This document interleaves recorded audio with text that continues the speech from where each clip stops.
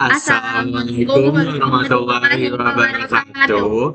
Kami di sini ingin menjelaskan topologi jaringan UAS pada mata kuliah Komunikasi Data dan Jaringan Komputer di semester 3. Sebelumnya, perkenalan kelompok dulu dari sebelah kiri. Oke, baik. Nama saya Timi Mustika Dewi dengan NPM 241705134. Saya Satrio Caksono dengan NPM 241705141. Saya Elisa Tishanugraha dengan NPM 2417051018. Oke, mungkin bisa dimulai langsung sama Tiwi. Oke, baik.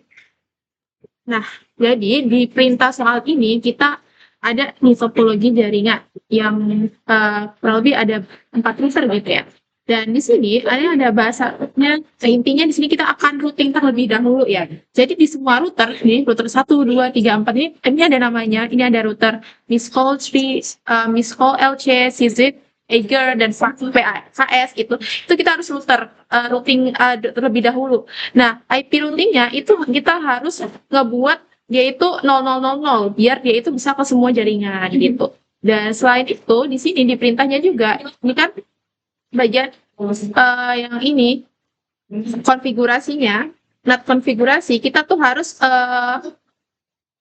config di bagian TFTP server juga, TFTP server dengan IP ini. Terus habis itu kita juga memastikan bahwa interface lainnya itu IP NAT inside. Jadi nanti di config itu pasti kita ngubah IP NAT inside dan IP NAT outside-nya gitu. Terus di FTP server itu kita harus bisa mengakses dari luar pakai IP 209.165.1020 ini juga ya.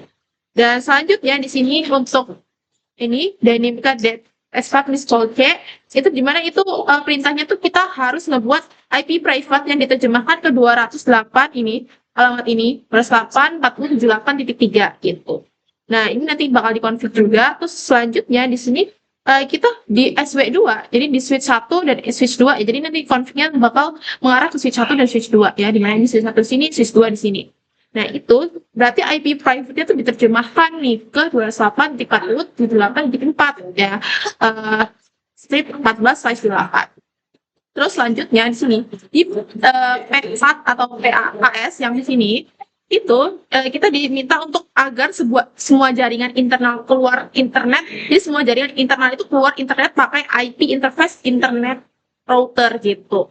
Dan di sini selanjutnya di port forwarding atau SZEGD itu kita berarti pakai default port, di mana kita menggunakan utilize web DNS server, di mana kita bisa dari HTTP, HTTPS, DNS itu bisa akses dari luar via dari ini alamat ini 209.165.320.5 gitu. Dan selanjutnya di sini ada DNS settings ya, ini DNS setting, di mana perintahnya itu semua klien dan server itu harus pakai DNS yang benar gitu. Jadi di mana yang dilakuin itu PC atau server static itu harus isi DNS manual dan isi DHCP itu ubah DHCP. Dan selanjutnya di sini yang perintah terakhir itu testing. Jadi di sini testing itu harus kita bisa buka web ini SZGHED ini dan yang ini HTTP dan HTTPS. Dan semua device harus bisa buka ini, dan semua device tuh harus bisa akses juga THTP Egerlu sama ini yang FTP, dan semua service itu hidup bisa ping HTTP, HTTPS, dan HTTP. Tapi dia tuh wajib nggak bisa, ada yang harus nggak bisa, itu server CZEGD itu nggak bisa ping dan nggak bisa FTP juga selain di HTTP, HTTPS, dan FTP gitu. Jadi ringkasannya tuh soal ini nyuruh kita tuh set default route dan dari berbagai jenis net, baik itu static, dynamic, path, port, and forwarding, plus kita harus setting DNS-nya dan validasi akses layanan sesuai kota. Jadi tanya ini, ibaratnya ini per router ini tuh per kotanya gitu. Nah, mungkin aku bakal jelasin untuk tahap awalnya. Jadi pada tahap awal ini dilakukan konfigurasi routing dasar pada seluruh router agar setiap jaringan lokal itu dapat berkomunikasi dengan jaringan luar atau internet. Routing yang digunakan adalah default routes, yaitu rute yang akan dipilih router apabila tidak ditemukan rute spesifik menuju alamat tujuan. Nah, setiap router dikonfigurasi dengan satu default route yang mengarah ke interface yang terhubung ke internet. Dengan konfigurasi ini, semua paket itu yang ditujukan ke luar jaringan lokal akan diteruskan melalui jalur yang sama. Konfigurasi default route ini merupakan prasyarat utama agar proses translasi alamat atau NAT dapat berjalan dengan benar. Nah, setelah routing nih, kayak routing dari 000 itu, routing dasar selesai, langkah berikutnya adalah menentukan peran setiap interface pada router. Nah, di sini kan ada interface macam-macam nih, ya. Dan interface yang mengarah ke jaringan lokal ditandai sebagai NAT inside, sedangkan interface yang mengarah ke internet ditandai dengan NAT outside. Penandaan ini penting karena router itu harus mengetahui dari arah mana sih alamat IP private berasal dan arah mana alamat IP publik digunakan. Nah, selanjutnya, konfigurasi NAT ini juga diperlukan karena alamat IP private itu digunakan dalam jaringan, tidak dapat dirutekan secara langsung di internet. Oleh karena itu, NAT itu berfungsi untuk menerjemahkan alamat IP private menjadi alamat IP public, agar komunikasi dengan jaringan eksternal dapat dilakukan. Tanpa konfigurasi NAT, baik itu NAT inside dan NAT outside, itu semua konfigurasi NAT yang lanjutan itu tidak akan berfungsi. Gitu. Oke, selanjutnya tahap selanjutnya dijelaskan oleh Tisha. Oke, selanjutnya itu kita pakai static net, dynamic net, dan path pada Eger dan Miss Column LC itu di router. Lalu pada router Eger ini digunakan static net untuk menyediakan akses penuh dari jaringan luar ke server internal. Nah, static net ini menerjemahkan satu alamat IP private menjadi satu alamat IP public secara permanen.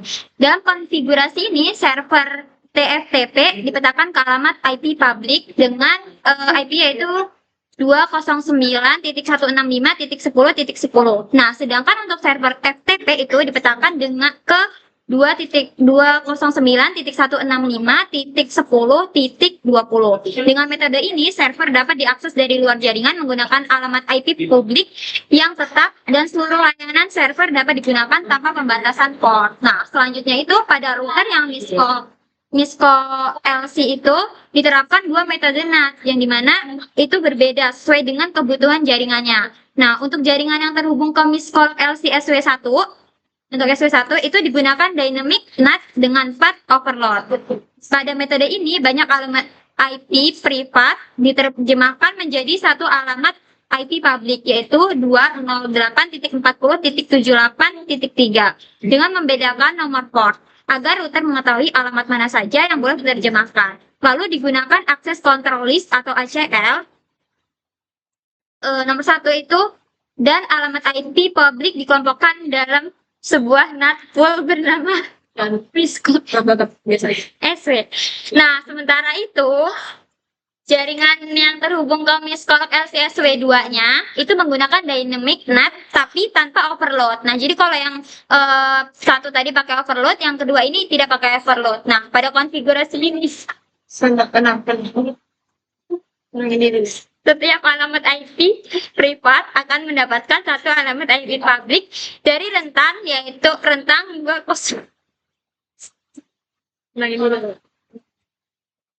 208.40.74.4 hingga 208.40.78.14. Nah, ACL itu digunakan untuk menentukan jaringan yang dapat menentukan NAT ini. Dan NAT pool diberi nama Miscolog LC SW2.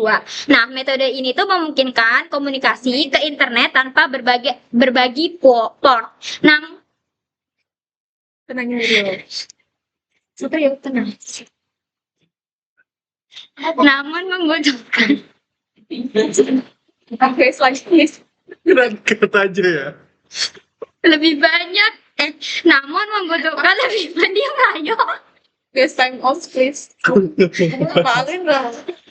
Oke, metode ini tuh memungkinkan komunikasi ke internet tanpa berbagi port, namun membutuhkan lebih banyak alamat IP public. Gitu. Selanjutnya akan dijelaskan oleh teman saya yaitu Satrio. Oke, terima kasih Tisha. Nah, selanjutnya Yes, we have. Ada 4 pax port forwarding di router CZGAT ini dan konfigurasi DNS.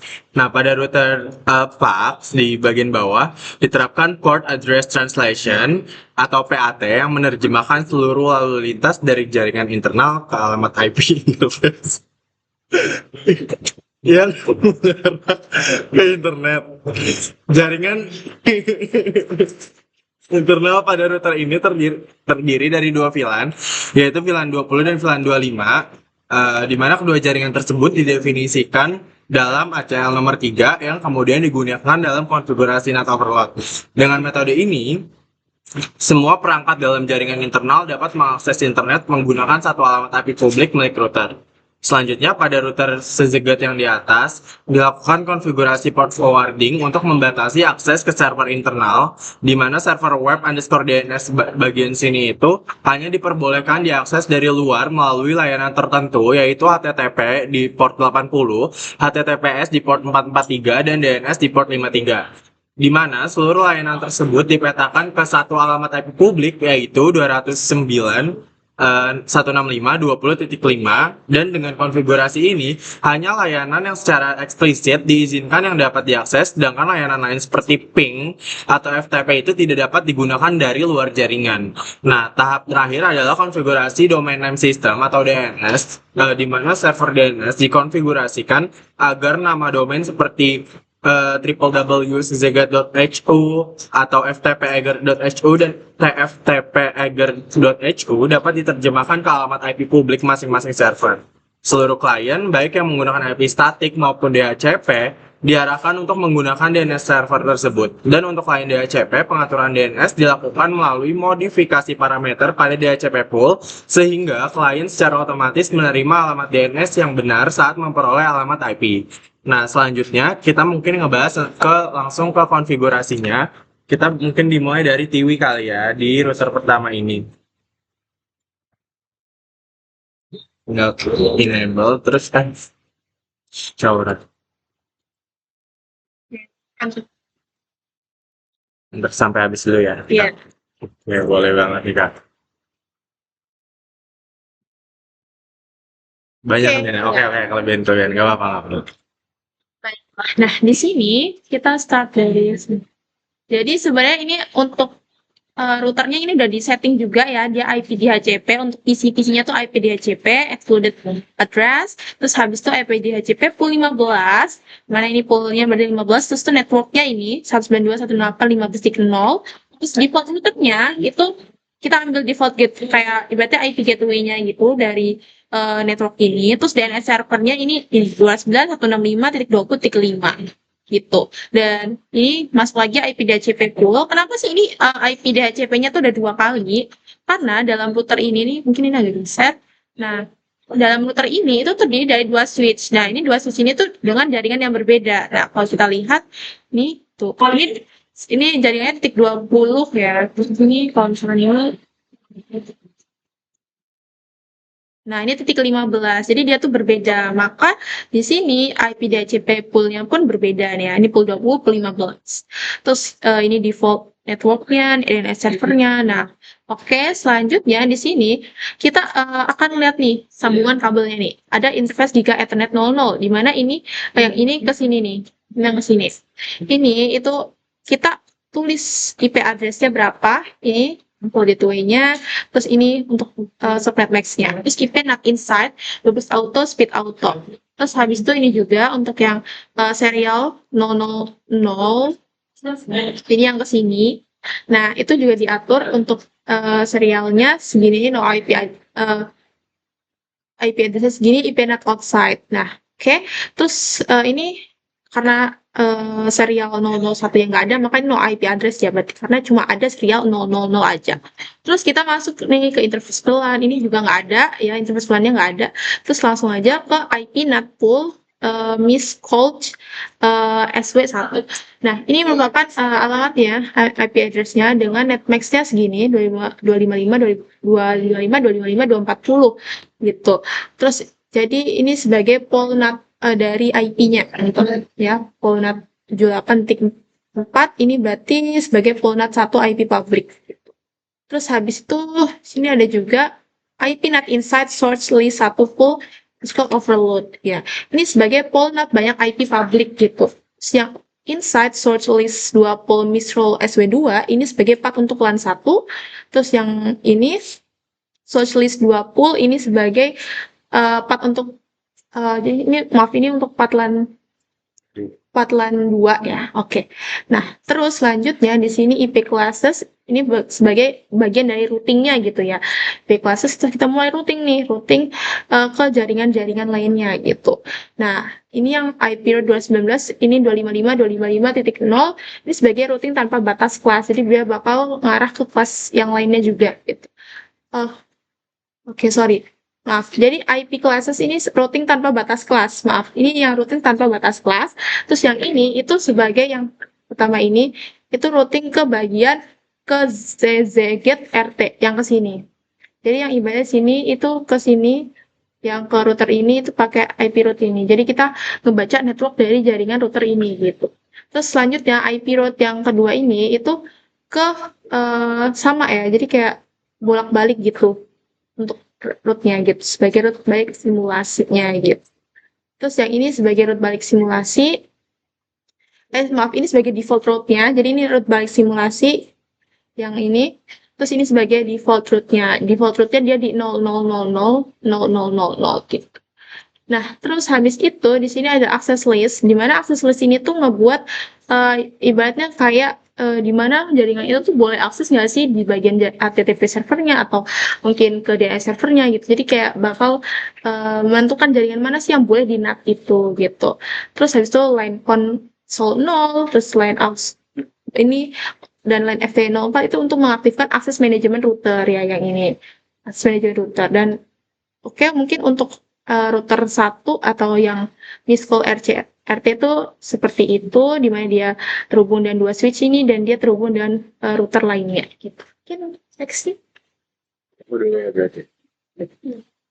Oke, selanjutnya untuk router PAX RT, kita pergi ke CLI dulu, habis itu kita enable kan, habis itu kita show run.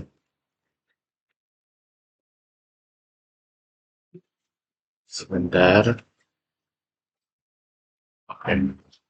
Nah, di sini seperti yang dilakukan di router pertama seperti yang dijelaskan Tiwi, itu kita melakukan yang namanya IP DHCP Excluded Address. Ini intinya IP DHCP full, di mana kita membuat VLAN 20 dan VLAN 25 dengan network yang sudah ditentukan. Seperti tadi Tiwi, tapi di router 1 itu dia terhubung 2 switch, sedangkan di router ke paling bawah ini, PAX RT ini, dia hanya 1 switch, tapi dia punya 2 ruangan, di mana networknya itu 192.168.20.0 dan 192.168.250. Nah, kalau misalkan kita lihat di sini, sebelah kiri itu adalah 20.0 networknya, dan sebelah kanan itu 25.0 networknya. Nah, selanjutnya kita masuk ke ini interface gigabit Ethernet. Ini untuk interface untuk nge-trunking VLAN biar supaya dia bisa mengakses ke yang lainnya gitu. Ya, ini sih trunking sih, dimana kalau misalkan ini interface gigabit internet 01.20 encapsulation.1q20 itu tuh untuk VLAN 20, di mana router on stick, terus di bawahnya itu interface gigabit Ethernet 1.25 itu untuk VLAN 25. Lalu untuk interface serial dia kan cuma punya satu yang terhubung, di mana serial 0000 itu nambahin IP address aja, dan itu untuk one interface gitu karena ini jaringan yang besar kan. Lalu selanjutnya konfigurasi NAT, di mana di sini ada perintah IP NAT inside source list 3 interface serial 000 overload. Itu fungsinya semua VLAN keluar pakai satu IP publik atau PAT. Selanjutnya di bawahnya itu ini ada IP classes dan IP route, itu sama aja kayak yang dibilang Tiwi tadi. Terus access list 3 permit network dan wildcard mask ini terus sama aja itu access control list yang memperbolehkan jaringan untuk ke NAT itu sendiri. Ya, segitu aja sih penjelasan di Pax router. Selanjutnya mungkin di router Eger dan router Szeged oleh teman saya Tisha. Oke, mungkin yang pertama untuk router yang Szeged ini ya. Oke, langsung kita masuk ke chat.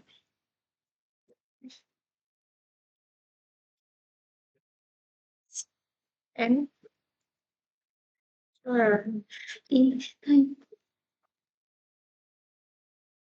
enter.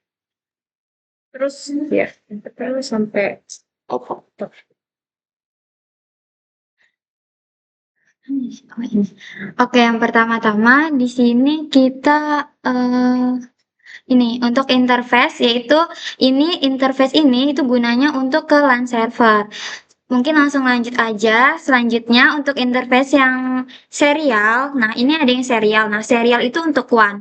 Kalau yang ini tadi kan untuk LAN dan ini untuk WAN. Selanjutnya ada NAT inside source ini kan ini ada 1 2 3. Nah, ini nih fungsinya buat apa? Yang pertama itu yang ini itu untuk ke HTTP, lalu selanjutnya itu untuk ke HTTPS, ini yang kedua. Dan yang ketiga itu untuk yang ketiga ini adalah untuk ke DNS server. Nah, lalu selanjutnya untuk IP classes ini tadi udah dijelasin sama Tiwi. Langsung lanjut aja ke yang ini router Eger. Oke, seperti tadi. Enable dulu, lalu di dulu IP.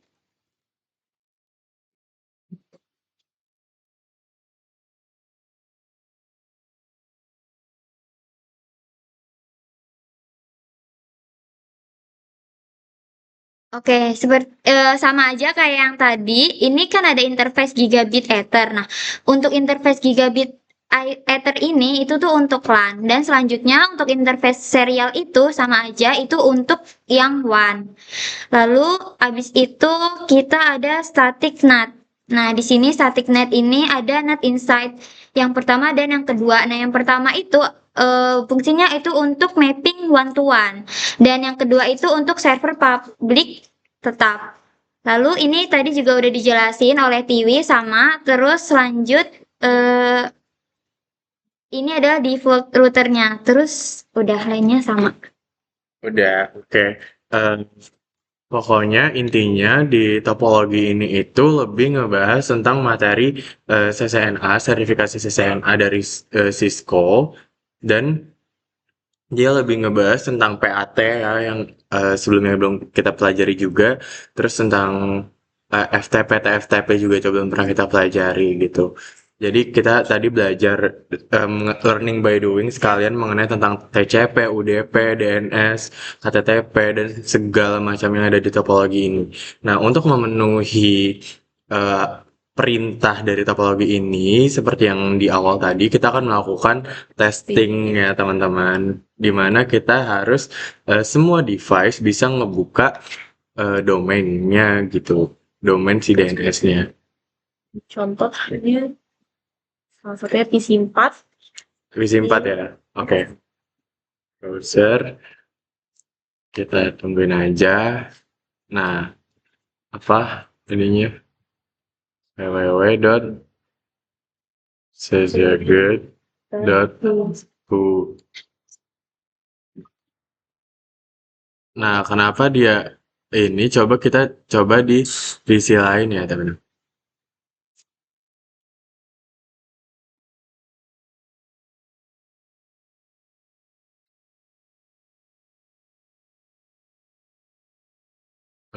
Udah.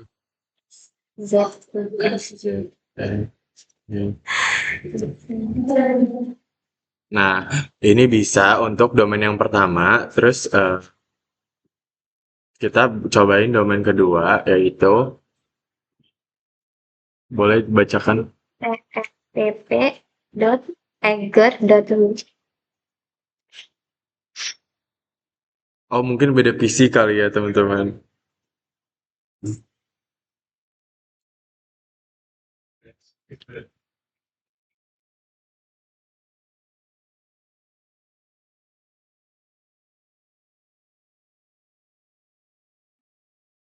Iya, Sir. iya sih. Emang kalau Paham. web browser emang agak lama. Oh ini keikutan nih garis miring. Nah dia juga bisa kan. Habis itu satu lagi kan. Satu lagi FTP isi 5 So, ke web browser lagi. Kita untuk nyoba yang terakhir yang wajib bisa nih kalau kata perintah dari topologi ini Pak Alwin. FTP FTP FTP. dot eget dot school. Nah ini dia. FTP dot eget dot FTP.co. Nah, bisa juga. Dan ini semua diatur di web DNS kan. Ada HTTP yang kita pakai, terus ada DNS di sini tuh. Kan ini si network ini diambil dari server-server lainnya juga kan, teman-teman. Nah, tapi ada lagi yang wajib tidak bisa nih, yaitu kita coba ping ke DNS. Apakah dia bisa? Nah, nggak bisa. Atau mungkin cara lainnya itu by command prompt. Nah, ini sebenarnya juga udah ya di atas. Kita coba lagi aja untuk ngeping si DNS kita. Bisa gitu. Nah, request timeout itu artinya nggak bisa. Nah, sebenarnya ini juga sudah terpenuhi dilihat dari completion dari PT activity ini udah 100%, yang sebelumnya dari 0%. Oke. Eh, terima kasih. Mungkin segitu aja ya. Kalau dari aku cukup, kalau dari kalian berdua apakah cukup? Oke, mungkin sekian dari kami karena komplitinya sudah 100% juga. Kurang lebihnya kami mohon maaf. Kami akhiri. Wassalamualaikum warahmatullahi wabarakatuh. Gak apa-apa.